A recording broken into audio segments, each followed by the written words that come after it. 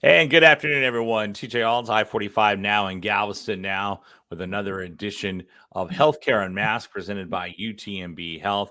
And we continue our ongoing series focusing on women's health and breast cancer awareness and breast cancer information here in the month of October. Glad to have everyone along and joining us today. We're going to be talking about breast cancer reconstruction and patient support that goes along with that. It is, I like to call it, is you've had your surgery. Now what? To come on there. And we've got three excellent guests to tell us about that from different perspectives here. We have the Dr. Julie Park. She is a plastic surgeon with UTMB Health. She's the one in the middle there. They've all decided to gang up with us here today. And she'll be talking about what you can do on the steps after you've had your mastectomy. And then there's Cheron Hillmon. She is the oncology social worker for UTMB Health and a great artist, by the way. We'll be talking about her work on her paintings and the like. You see one up there behind her. And then cancer survivor Jennifer Robertson will be on with us. 2 years survival right now. Is that right, Jennifer? What you're telling us before we came on today? 2 years. How she has worked with folks at UTMB to go along. And also feel free to submit your questions as well. We're glad to have all three of you on with us here today to talk about this important subject. And reminder to everyone that our series wraps up next week when we have the connecting the dots between women's overall health and breast cancer, as Dr. Jerome Yaklik and then Dr. Tanya Callender will be on with us next week at noon.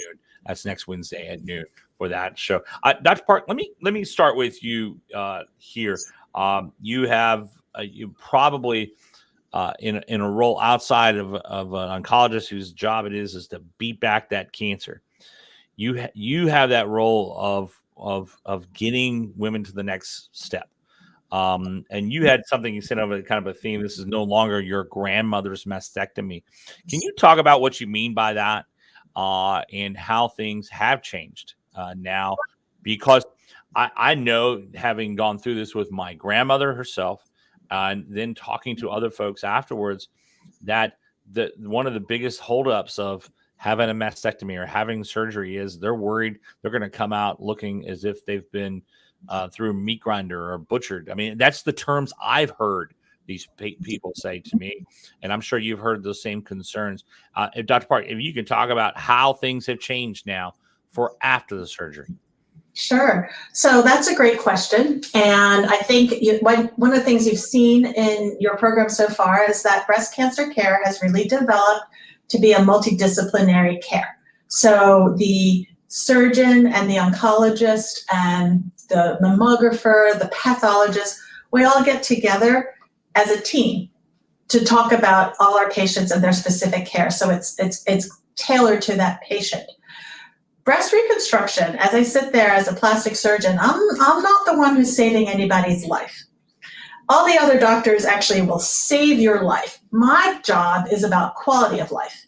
So what I have in my toolbox is ways to make people feel like their life is theirs again, that they have their identity and their body and how they look and how they feel all come together. And quality of life is just as important as saving your life, because once you get through your cancer, you want to feel like you've got your life back. So in terms of advances for breast reconstruction, we really can't be in a box. It has to also come along with the advances in what the surgical oncologist or the person who's doing the mastectomy is doing. They come together. And because mastectomies have evolved from taking everything, all your skin, the nipple, sometimes the muscle, and all of your lymph nodes, they've really advanced to just biopsying some of the lymph nodes instead of taking all of them. And they went from taking all the skin to just the nipple. And now in certain patients, depending on where your cancer is located and how large your breasts are, sometimes they can even leave the nipple on, which leaves me, I mean, that makes my job so much easier because I don't have to reconstruct the nipple or reconstruct the whole envelope of the breast. I just have to fill it.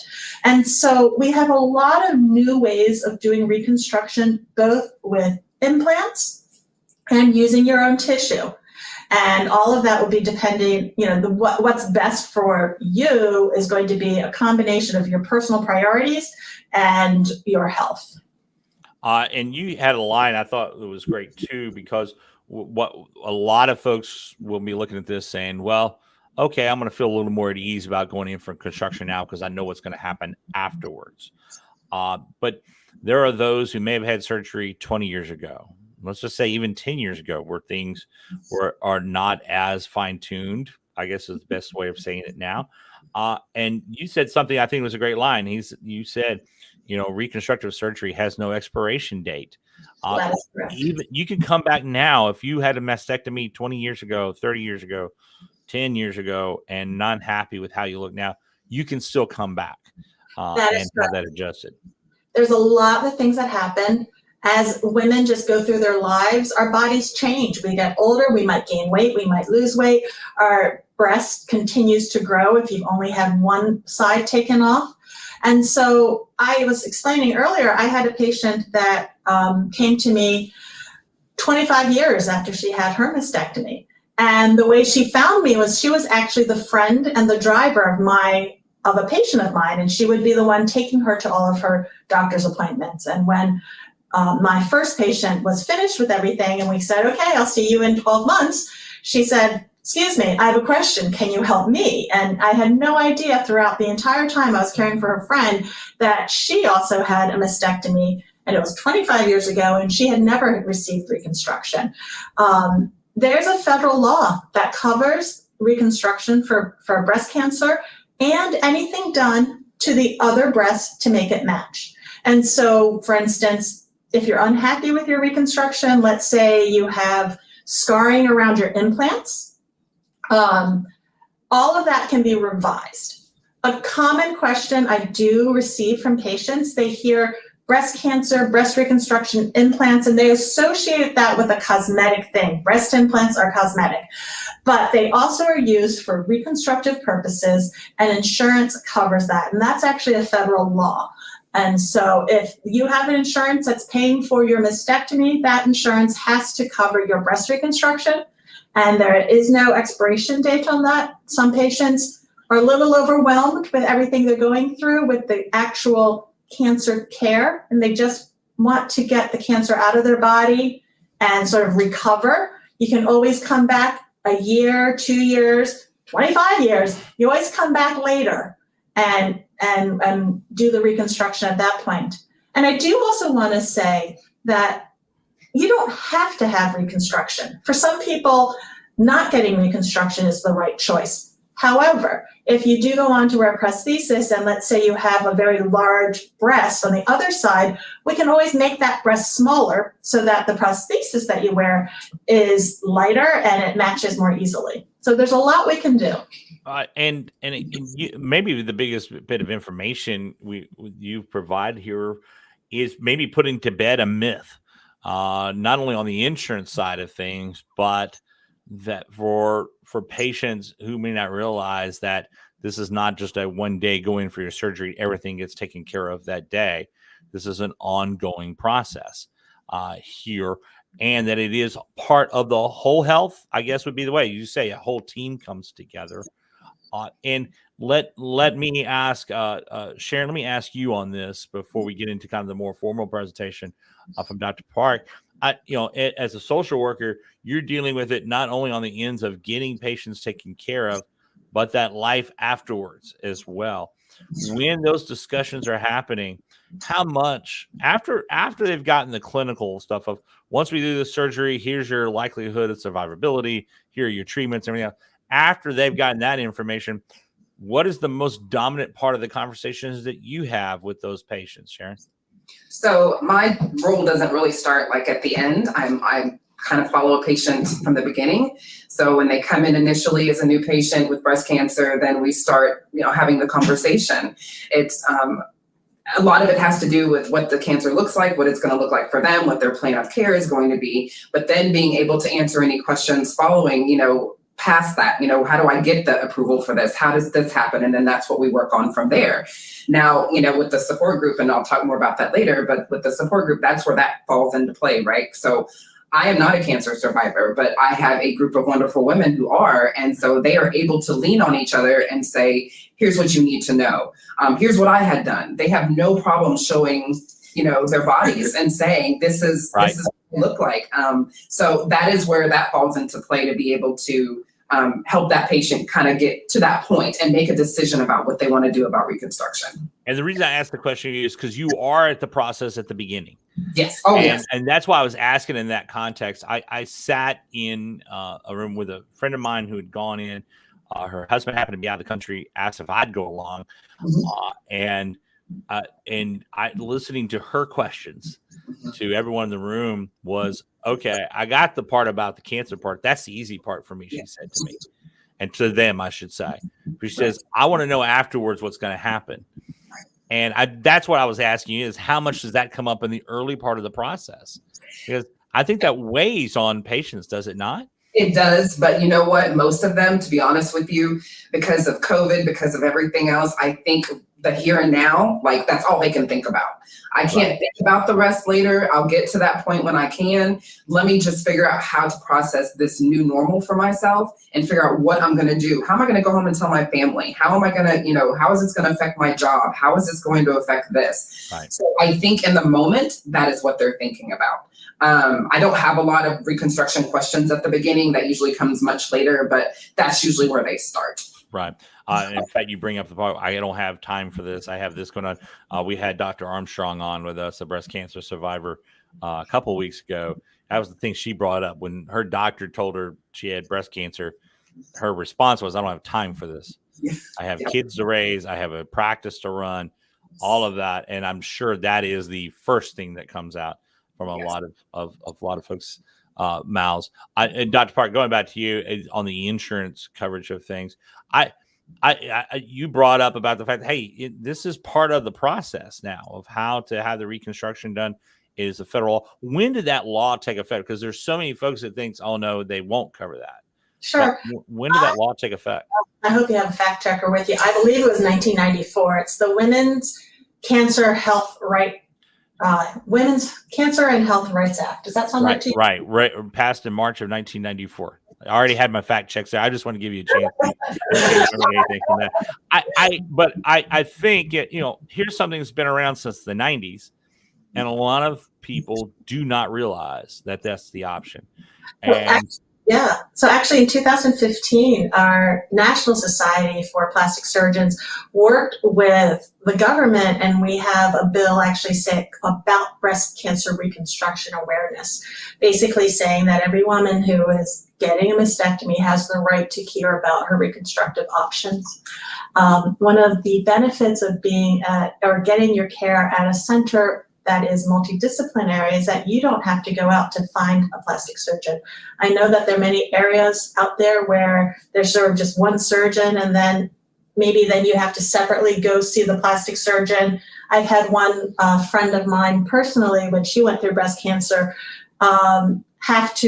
she was calling and trying to coordinate the dates when two surgeons could operate together.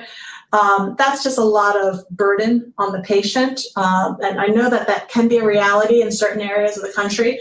But if you are fortunate enough to get your care at a place where we're already all together, we do all that coordinating for you. We do the insurance calling. And I think that's important. And there are definitely insurance companies that will deny things. And then I just go on to a peer-to-peer, and I just very casually say, okay, so what part of the federal law doesn't apply to you? And then I like how you point out that you casually do that. I have a feeling the way your eyes looked when you said that there's no casual about that conversation. I just want to remind them that there's a federal law saying if you're covering the insurance, if you're an insurance company and you're covering the mastectomy, you have to cover the reconstruction. And an important part you brought up earlier is there's not a time limit after that. If you want to come back a year later, 2 years, 5 years, it's still part of the same procedure. Correct. The way it's looked at under the law, correct? Yes, and I know that there's some people worried that it's a prior illness or a prior condition. I haven't had that be a problem yet. Now, healthcare is, everything keeps changing.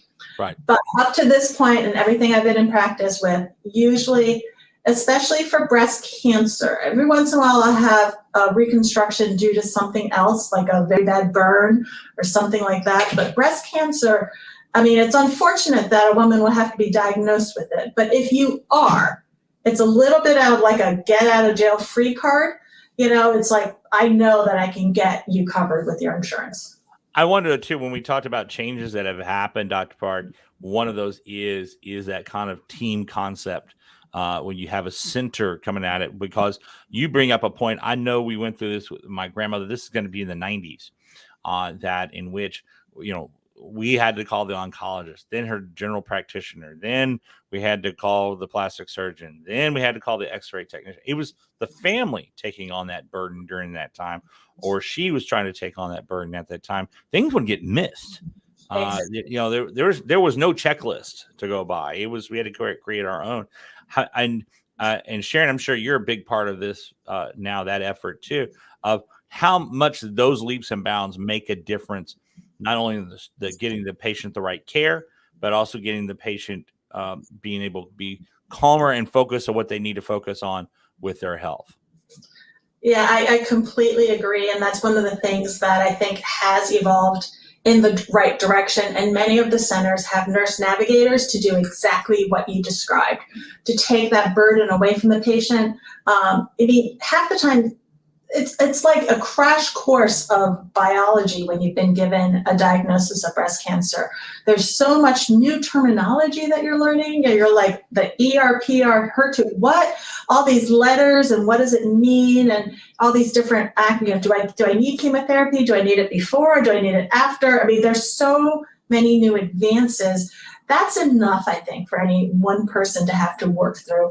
We always advocate that you bring a friend, a family member, a girlfriend, your posse with you, because you'll only remember a little bit of it, and they'll remember hopefully another little bit of it, and together you'll remember more of it.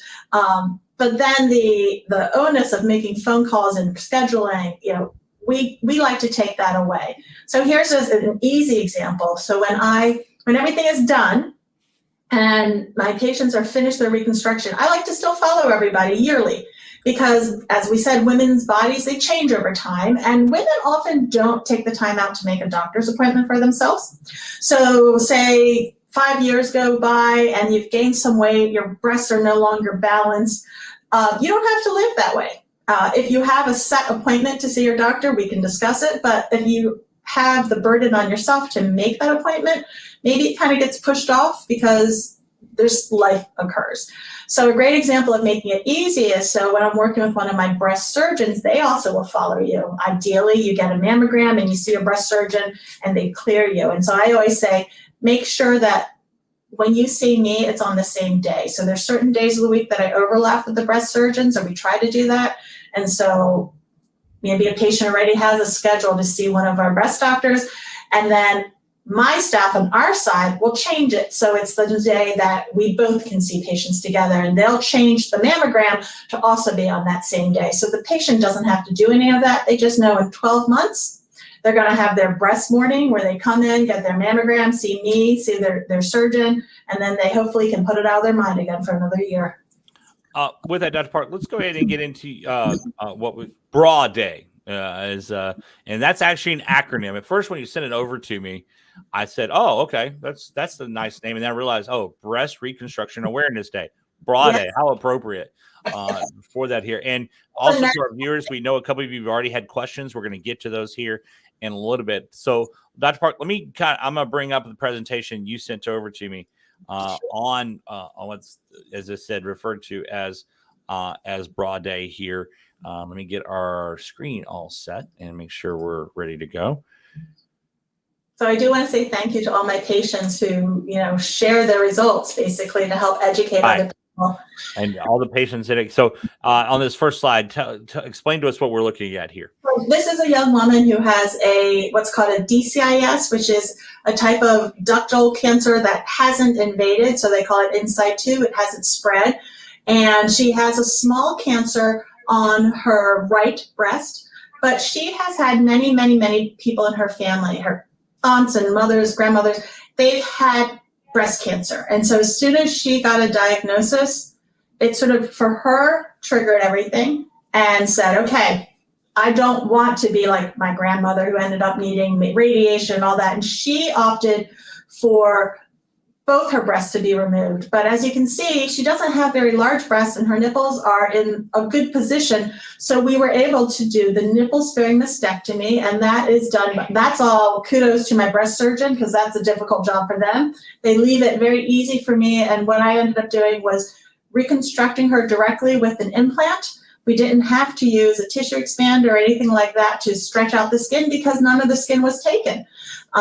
And that is her results. One more, if we can go to the next picture, you'll see here her before and after.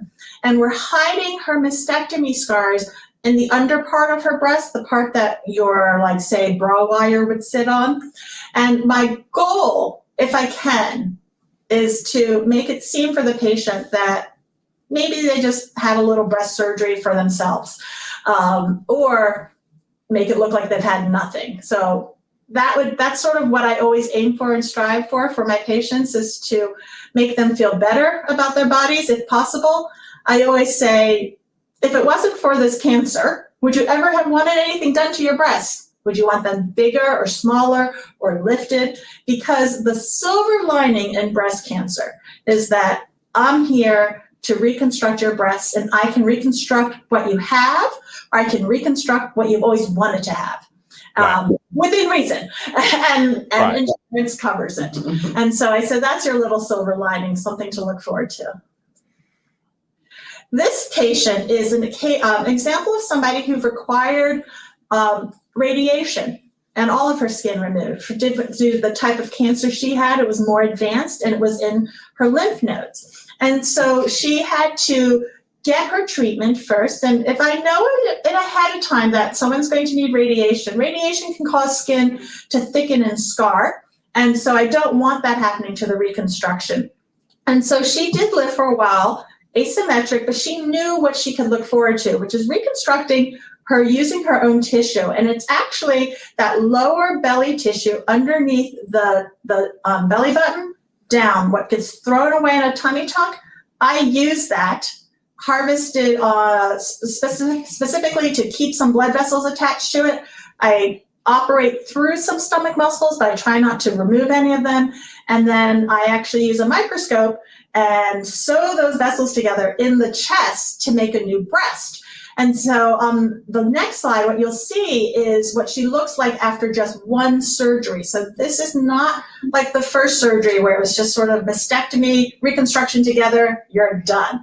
This type of surgery requires stages. And so if you can see her here, I didn't want to just show you the before and afters and wow, that looks great. I wanted to be honest and say there's some steps in between where, you know, some people may say, when does the plastic surgery start to happen?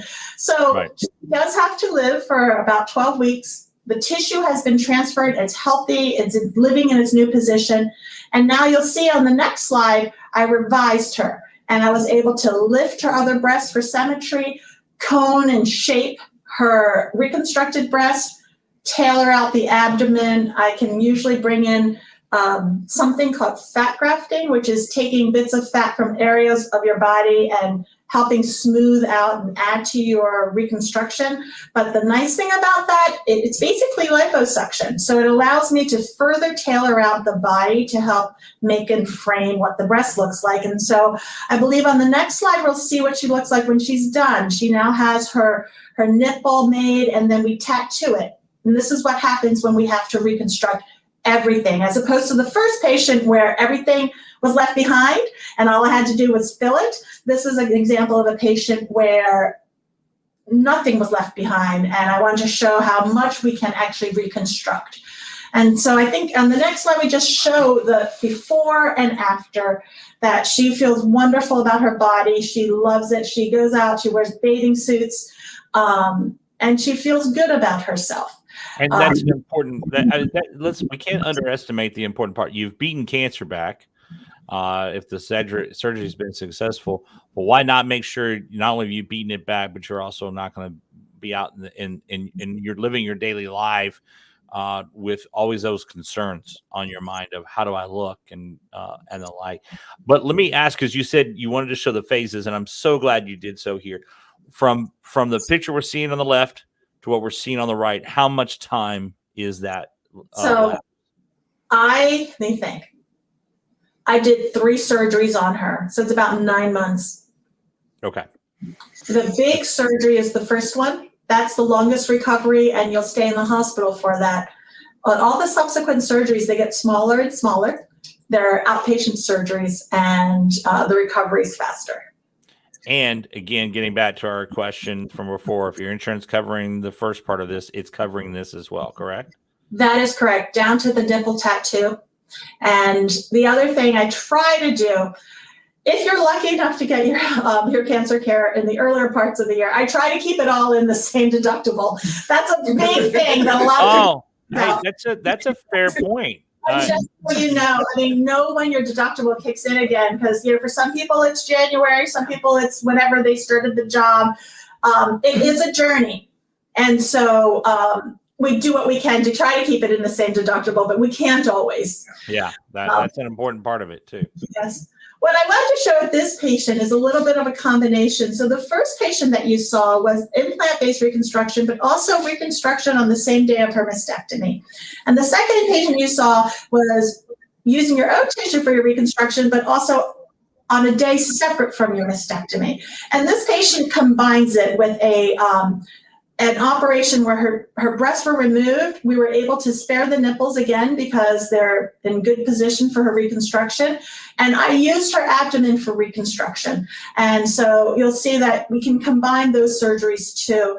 And then we see on the next slide here that this is her after. My goal when I'm doing this type of reconstruction where we're sparing the nipples and we're using your own tummy is I kind of want to make it look like a mommy makeover as much as possible.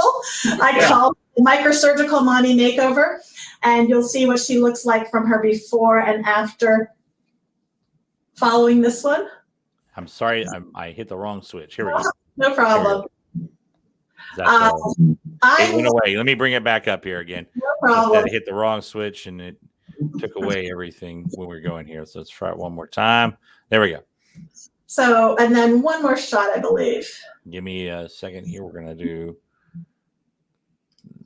this. There we go. I wanted to make sure everything kind of stayed in there. All right. It's misbehaving with us here all of a sudden. Give me a second. We're going to bring it right back up here. So basically what I want to say is the before and afters. I would like women to finish off their cancer journey feeling good about themselves. I've had one woman tell me in a note that she wrote for me, which, by the way, we love it when patients write us notes like this. Right. But she said, I never thought in February when I was diagnosed with breast cancer that I would be buying bikinis in the summer. And I love it when I hear notes like that, when people feel comfortable and free in their body. My job, I feel, is to get people back into their lives. For some patients, as you said, it might be the minimal amount of surgery because they don't have time for this cancer care. For other people, it's making them feel good about their bodies. I do want to be honest, though, and say that the patient that we just saw, that last one, just like the one, my second patient, she had multiple steps. She did have, she had about 3 different surgeries. It wasn't a one and done deal, but sometimes knowing what's happening and what you can get at the end of the road is what gets everyone through their journey. And again, this was 9 to 10 months from one procedure to the end, correct? That is correct. And is that including the recovery time at the end as well? Because I know you said most of these are outpatient. Yes, that's so. I think if you want to consider the final recovery time, maybe a 10-month would be more realistic. Gotcha. So thanks. And again, thanks to your patients for being brave enough to.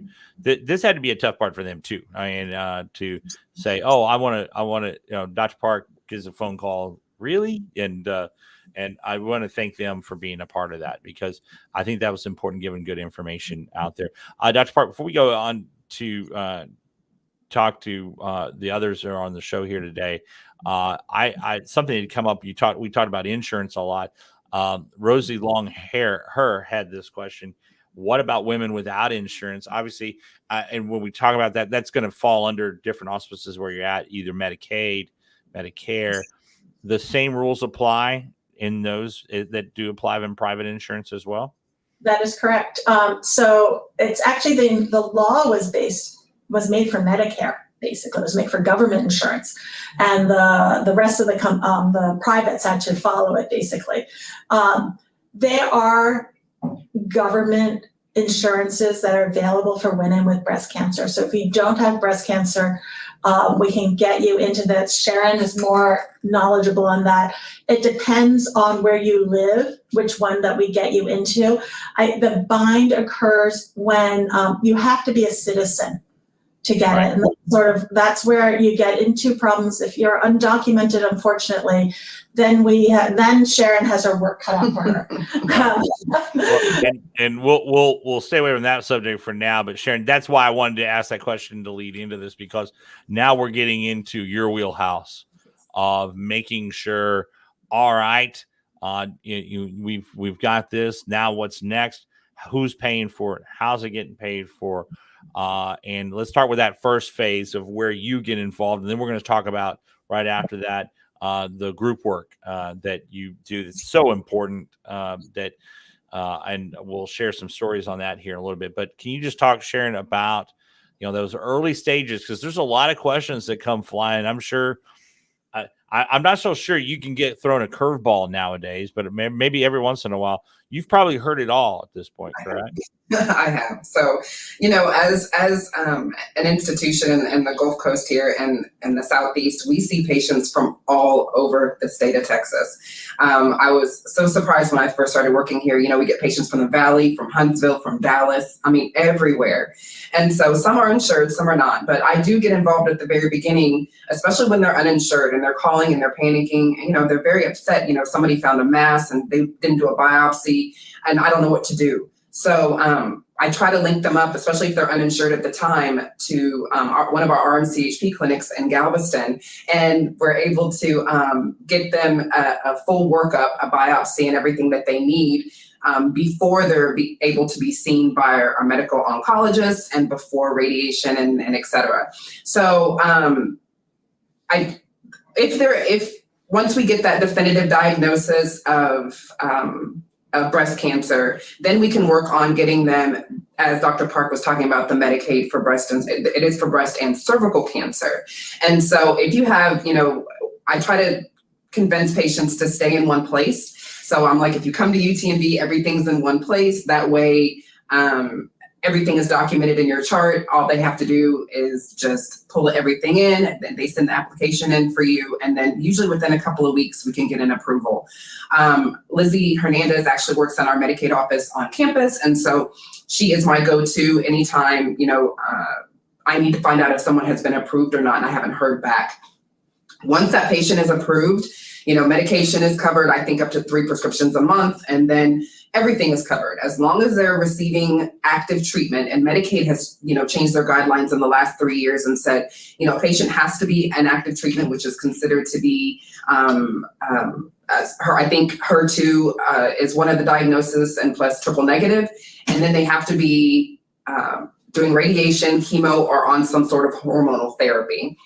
If they choose to stop hormonal therapy, then we have to stop the Medicaid. And, they're kind of at the end of their journey there.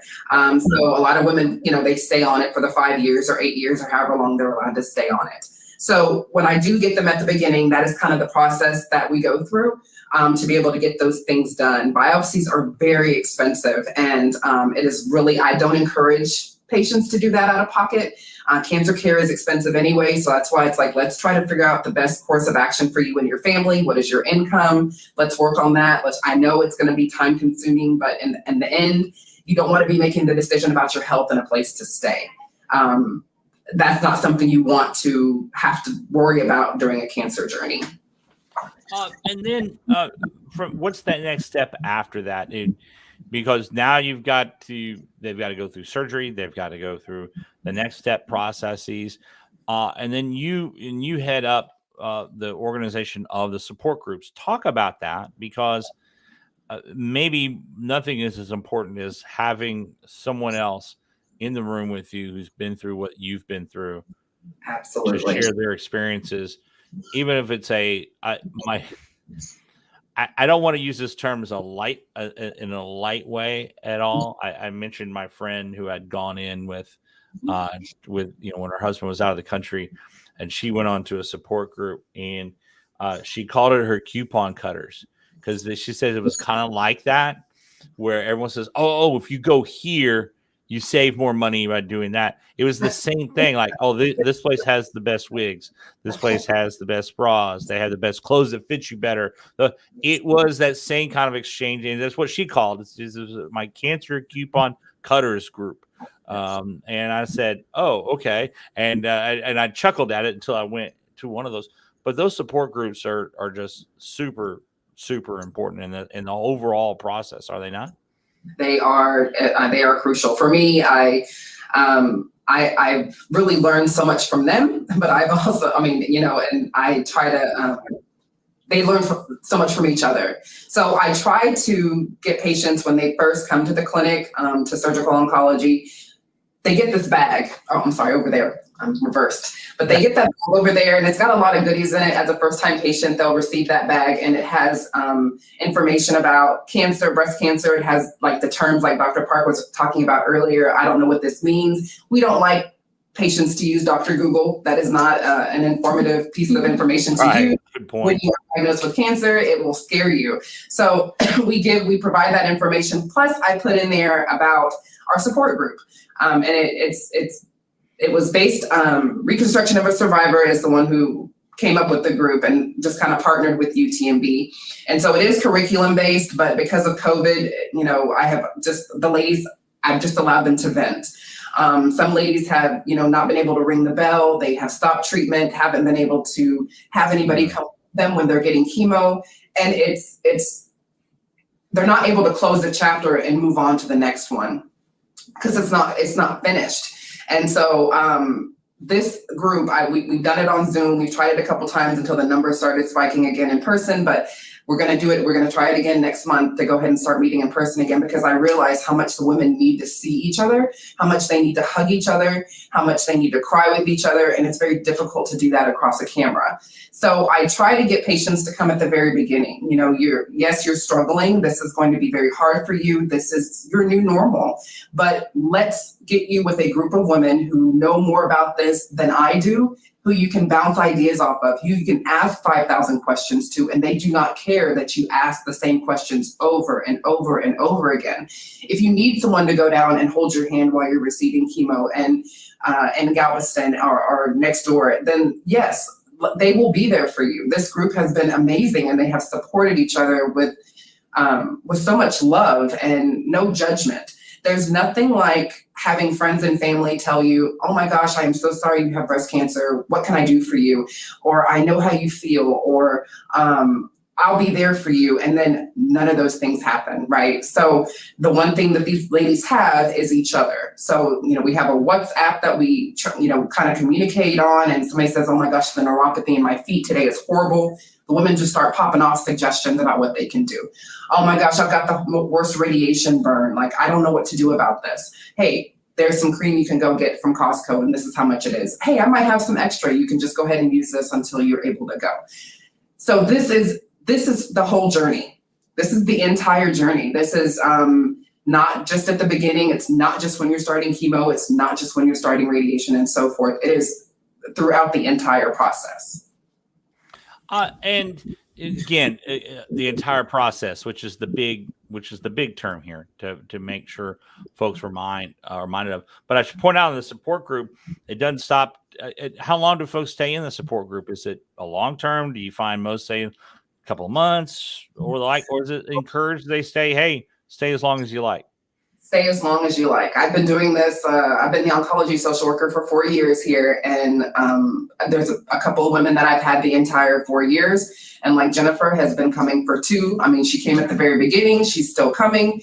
And she is just one of my roots. She shares her story, and she shares it with no hesitation. And when someone new comes into the group, and usually when someone new comes in, I allow them to introduce themselves, talk about their diagnosis and their path, because it allows them to, again, get that off of them without any judgment in the room.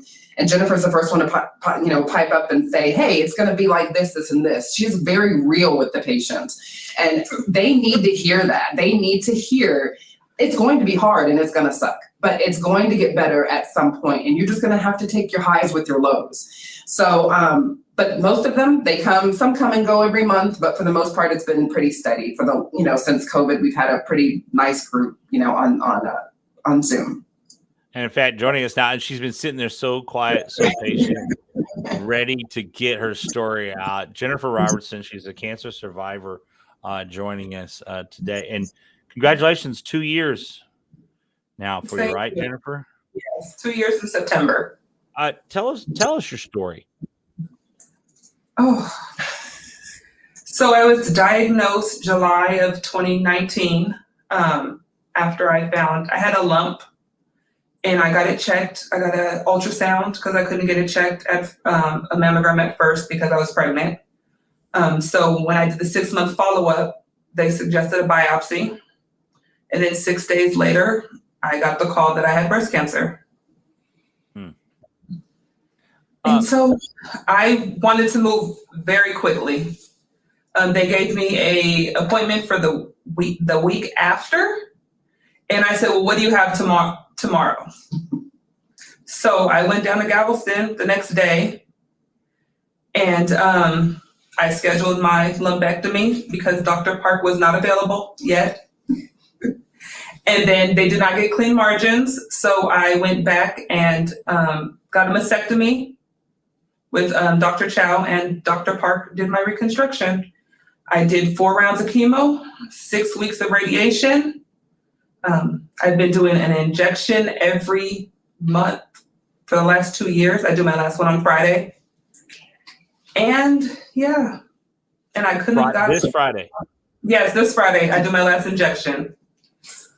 And I could not have gotten through all of this without the support group. Well, let me ask about that. And one thing, let me back up though. You said you were pregnant at the time that you first went in? Yes, so I lost the baby.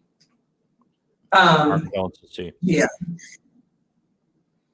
But how the emotional drain that this had to be on you, and you said if it's not for the support group. Yeah, I was done. Like when they said cancer, I just thought I was dying. Like that was my first go-to because I knew people who had survived it, but I just not like while they were going through it. So I thank God for one of my coworkers who had been through it, and she was part of the support group. And she picked me up and said, this is where we're going. And we went to the support group, and I've been going ever since. Let's give some kudos to that friend of yours who told you down. So we don't give her full identity. She may know what, at least give her first name. She'll know who she is. Oh, Miss Debbie. Miss Debbie. Yes. Because I can just take it by your tone, your voice there. She was like, let's go. There was not, hey, do you want to go with me? It was, this is where we're going. Yeah. I want to ask you, how many times since then have you done something similar with other people? I would think it's been kind of similar with you toward other people. I try to go. I know that some, like when family members have gotten breast cancer, they ask me to talk to them. I've always invited people to come because with these ladies, people always ask how you're doing. You know, when you say good, because you're trying to be strong for everybody else, but you don't have to be strong with them.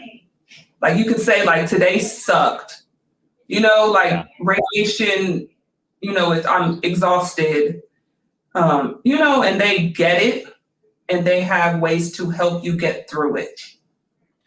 It is like Sharon said at the beginning of this, is that you're pretty honest in those meetings. This is going to suck. Yeah. There's going to be days you don't want to do this. Yeah, but you will get through it. You can get through it. That's what I was going to say. How important is it to be able to say after that you said, I got through it? I mean, I feel like I haven't gotten through it yet. I'm still, still the injections. I still take a pill every day. I still have some reconstruction to do. But I've gotten out of the big stuff, I would say. Yeah. You in your note to us says, how has the support group helped me? You said without them, you would have not made it where you're at now. Yeah. I mean, I think I still would have gotten through it. But, I had radiation. I didn't burn because one of the ladies suggested what to use. Chemo, I never got sick because, they helped me with what to do, so it made it easier to get through it. Sharon, on the support groups, it's one thing to have the patients. Is there one available for family members who have to be that kind of at-home support for their loved ones going through this, so that they know better what to do, what to look for, those type of things as well? We actually welcome them to our group. I actually encourage them to bring their caregiver to the support group so they're able to kind of hear what the other ladies say and for other suggestions, right? It could be, a family member or a friend can always say something as a suggestion and say, hey, you should try this. But then they're like, I'm not trying that. But then you go to the support group and a survivor will say, you should try this. And they're like, okay, I think I will. Because it came from a survivor, right? It's coming from a different point of view. It's not someone who thinks, we think families trying to pacify us and just try to, kind of smooth things over. That's not what they want. These women do not want that. They want someone to be real with them. They want honesty.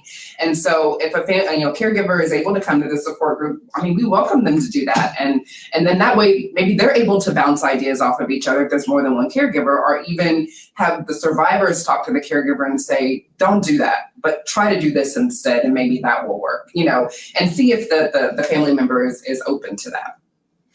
Jennifer, you had said earlier that when you went into the support group, you're able to be yourself in there. You don't have to be keeping up you say people always ask you, how you doing? And you really don't want to bring them down, but there are just times that I know you touched on it some, but I wonder how important is it you just be just so honest when you're meeting with these with these folks who are on the same road as you? It's important because they know what you're going through. So when you're saying you're not right or you don't feel good, they understand because they probably don't feel good also. And it's almost like a relief that you could finally just be yourself and tell how you really feel instead of trying to be strong for everybody else. And let me ask, one of the things you get to do it's not just sitting around a room in chairs, right? It's no.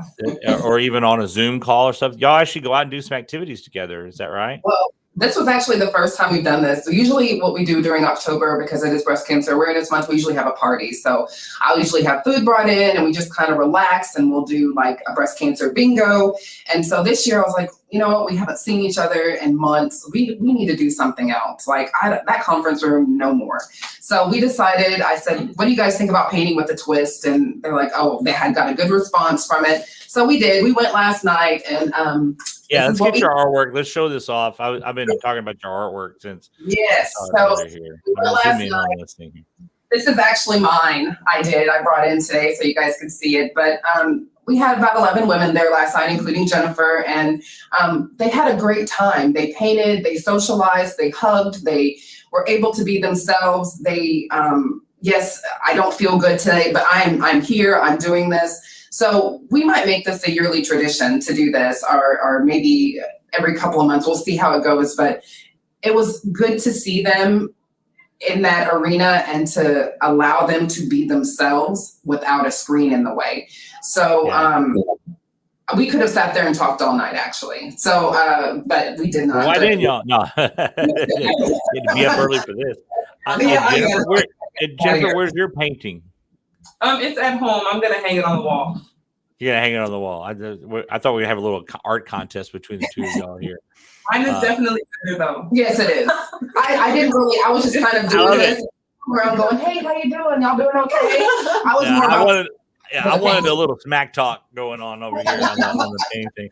Everybody's looked better. So that they're because it is. I would think it has become an important part of this, Jennifer, is that you have people. Maybe I would think these folks that are in this room, you may not have ever met except for your one friend who said, hey, you're coming with me, that you may not have met any of these people beforehand. And now these folks are giving you advice and you're giving them advice of how to deal with this. Is that right? My sisters now, their family. Yeah. And I want to stress too that this is just not for UTMB patients. We have patients from MD Anderson, Methodist, wherever they're seeking treatment, because I don't know that others are having a support group, because that's how they're finding out about this one. And so we welcome anybody, any woman in any capacity, any man in any capacity who is struggling with breast cancer, who's struggling to get up every single day out of the bed and say, I'm having a crappy day and nobody seems to care or understand. You have a group of people here who do care and understand, and who want to help you. We want to be a part of this process with you, because you don't have to do this alone. And if folks wanted to get more information about this group, Cheron, how do they do so? They can call me. You can put my number somewhere. It's my work number. It's fine. All right. What's your number so we can put it out there? 832-505. Oh, sorry. 832. Okay. 505. Okay. 1917. That works out. And matter of fact, this is the nice thing about doing the show here. We're able to, hang on, we'll get it here in a second. We want to make sure we have this information for folks that want to take advantage of it as well. Well, then I'm going to go misspell group. That's not really good. Here we go. We'll fix that now. But if you want to, that's Cheron's number. Did I get it right that time, Cheron? Did I get it right? Number one. All right. So if you are going through breast cancer, it doesn't have to be a UTMB Health patient. You can call out. You go with your family. You want to meet up with some folks that Jennifer likes to call her sisters now, and that's great. That's a great term to get that advantage of having that. There's the number to call, 832. We had the link also on site you can go through, but bug Cheron that you saw it on our show too. That'd be the big thing of that. I'm trying to tempt Cheron to let us auction off her painting. You can. So we can. Maybe we'll do that maybe for breast cancer awareness activity stuff. And a reminder too. Let me bring this up. Tonight, this is broad day, by the way. We should point out the 20th. The timing worked out really good for us to do the show today. Broad Day USA. You zoom this in so you can see this better, folks. Sorry, we have our technology. That ribbon, if you notice, there's a second loop. Do you see that? Right, the second loop. This is the breast reconstruction ribbon for breast cancer. It's called Closing the Loop on Breast Cancer. And that's has that extra, so it looks like an infinity loop. Broad Day has been changed because of COVID. Hopefully next year we'll go back to our traditional celebrations where we have something called the Ladies' Night Out. We have vendors come in, we have food, we have just a lot of socializing. Usually we have like a photo booth. But we also, and this is what we are doing and continuing tonight, we have a Mythbusters time with representatives from each of our multidisciplinary care for the breast center that we have here. So you'll have mammography, genetics, medical oncology, surgical oncology, and radiation oncology, and myself. And we're here to answer any question or dispel any myths that you may have about diagnosis, care, and the aftercare of breast cancer. And then we are following that with patients' own voices and experiences. We have 4 wonderful patients who've gone through breast cancer and different types of reconstruction who are just going to be, as Jennifer says, honest about what they're going through. It's a great opportunity if you are going through this process and you want to know what it feels like to have to get through the reconstructive side, when you want to say, well, what is it like when you have a tissue expander? What is it like if you're using that belly surgery? how, what did you need afterwards? How long was it before you were allowed to drive? How long, what did you do for where you sleep, or how do you take care of those drains? All of those questions are best answered from the patients themselves. And it's a wonderful, wonderful time. We had to do it on Zoom last year too. And while we can't have the fun and the get together, we can definitely still get together, even though we're distance, with the community and the talking and just listening to each other. One of the things to point out is that we will be having a recording from that session for tonight as well. And we'll be replaying that in partnership with UTMB Health for folks who weren't able to participate tonight, and that will be able to watch that themselves as we go through this. So you won't be able to get into the fun and the games and the like, but get the valuable information comes out. That's broad day. We put up the information. If you still want to call and get information on it, it is 409-772 1257. That's Yvonne Rendon's number, 409-772 1257, or give her an email. I think it's already full with the registrants to get the prizes, or is it still open? I think we're still open. The first 50 people so I'm not going to give this out to my staff. The first 50 patients, we get yeah. I like how you pointed out your staff will show up, and they're the first. I know, my staff is already there, and I have to say that it goes out to the patients. We get, because historically we always had door prizes for our ladies' night out. And if you want to go to the website, you just click to register. So you just have to put in your name and email address. So we don't want any Zoom bombers. And then you'll get a link to the Zoom. And that's this evening at 7:00 to about 8:30. And we do have that information just got posted up in our comment section, broad day information right there. It also has what I just showed you on screen. If you follow that link right there, that'll get you. We'll have the link as well, as I said, and we'll have the recording from tonight's activities to pass along as well. Ladies, thank you all so much for coming on here today. We appreciate you bringing in all the energy. It's our first of these that everybody got in the same room, decided to have a little party on their own with it. And they're over at the MD Anderson complex, right next to the UTMB Center there at in League City. I should ask y'all, how has it worked out now, Dr. Park, having MD Anderson having a physical presence right next to a UTMB Health building there? It's not a problem. We work together very nicely. I see most of my cancer patients here in this clinic. It's the UTMB clinic within MD Anderson. And so it works out well. They go, they see their oncology, imaging, radiology, whatever. We're all within like a floor of one another. Ideally, we try to coordinate it so that we can see you all at the same time. So you might come in and see, say, Dr. Silva, who's your breast surgeon, and then, stay in the room, and then I'll come in and see you after that. We're trying to make it as user-friendly as possible. Right, and that is about having the multidisciplinary team. You said it makes a big difference to have that one. I know I get cringes from David Bethay and Becky Trout when I say one-stop shop for everything. But that's what it is for a patient that has to go through this. You got one place to go, and you can get set up from there and meet with everyone you need to, and then use my chart after that to help you out tremendously, given what's going on there.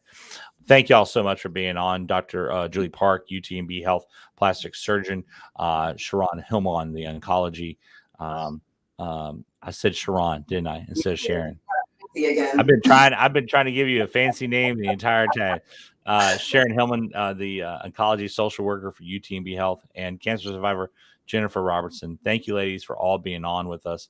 We appreciate you coming on today, and thank you those who submitted your questions. I don't know if y'all saw it a lot. You had a lot of your fan club in there as well. Both Dr. Park and Sharon did. In there, we were getting those lines in there as well. Reminder to you as well, at noon next week, connecting the dots between women's overall health and breast cancer. Dr. Jerome Yaklik and Dr. Tanya Callender will be on with us there, and we'll go all the way. with that and wrap up our breast cancer awareness programs for this month. And then next month, we'll be focusing on a lot happening, changes in the top administration at UTMB Health. We'll talk more about that as we go along as well. I'm TJ Altz of I-45 Now in Galveston Now. Thank you all for joining us. This has been UTMB Health's Healthcare